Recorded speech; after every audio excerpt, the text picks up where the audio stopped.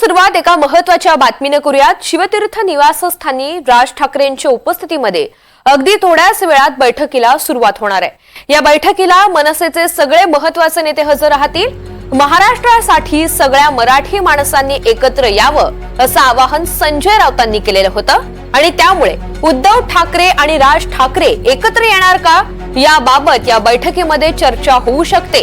तसंच मनसेवर आता पक्षाचं चिन्ह आणि मान्यता नष्ट होण्याची टांगती तलवार आहे, यावर सुद्धा बैठकीत खलबतं होऊ शकतात।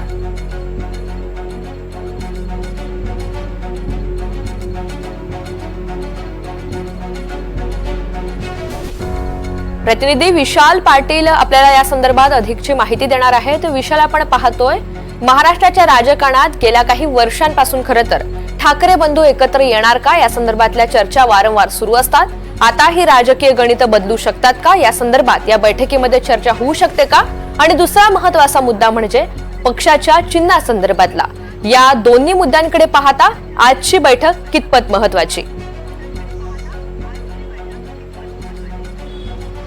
तुझ्या मनसेअध्यक्ष राज ठाकरे यांनी मुंबईतील जे पराभूत उमेदवार झालेले आहेत त्यांच्याशी आज ते संवाद साधणार आहेत। ज्या पद्धतीनं हा पराभव झाला आहे याची नेमकी कारणं काय आहेत आणि सद्यस्थिती काय आहे याच्या बाबतीत मनसेअध्यक्ष राज ठाकरे या सगळ्या उमेदवारांशी चर्चा करणार आहेत। खरं तर मनसेच्या दृष्टीने ही बैठक अत्यंत महत्त्वाची असणार आहे, कारण का या उमेदवारांच्या बैठकीनंतर नेत्यांची सुद्धा बैठक जी आहे ही राज ठाकरेंसोबत होणार आहे। या बैठकीत प्रामुख्याने हे मुद्दे असणार आहेत की ज्या पद्धतीनं हा पराभव झालेला आहे त्या बाबतीत जी मतांची टक्केवारी आहे ही घसरलेली आहे, त्यामुळे मनसेचं चिन्ह जे आहे हे धोक्यात आलेलं आहे, पक्षाची मान्यता जी आहे ही धोक्यात आलेली आहे। त्या बाबतीत मनसे नेत्यांशी मनसेअध्यक्ष राज ठाकरे जे आहेत हे चर्चा करू शकतात आणि येणाऱ्या महानगरपालिका निवडणुका यांच्या दृष्टीनं काय उपाययोजना केल्या पाहिजेत या बाबतीत सुद्धा चर्चा जी आहे होऊ शकते।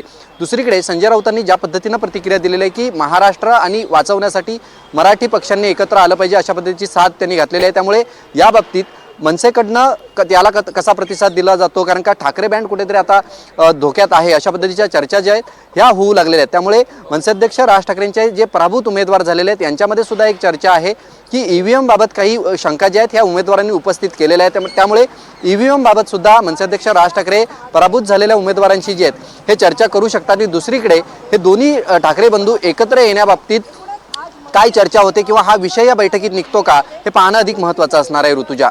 त्यामुळे आगामी काळासाठी आता मनसे नेमकी काय रणनीती आखणार हे पाहणं अत्यंत महत्त्वाचं असणार आहे।